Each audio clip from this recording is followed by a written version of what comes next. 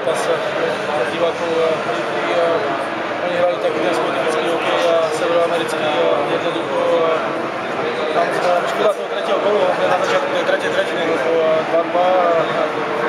Mohla to byť veľmi dobrá tretina, nakoniec sme len tak doháňali, takže ťažko povedať, no dneska oni boli silní a hrali to fakt jednoducho a ťažko sa celý presadilo. Bolo to prvý raz, čo ste dostali gól tak rýchlo, či na začiatku zápasu, alebo na začiatku tretiny. Je to nejakou väčšou koncentráciou? Nemyslím si, v kabine si hovoríme stále, že treba dať pozor na tie začiatky. Neviem, ak by som to povedal, bolo to prakticky 54. zápas, ale sa na to bolo niekoľkýkrát a jednoznačne to nie je dobré, ale proste stalo sa.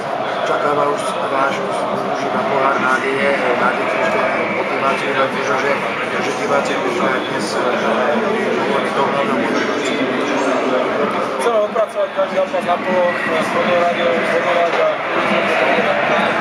Čo hovoríš na Minsk? Prosím? Že máte Minsk, čo hovoríš na polo? Tak Minsk, mali sme ich tu 3 zápasy, myslím,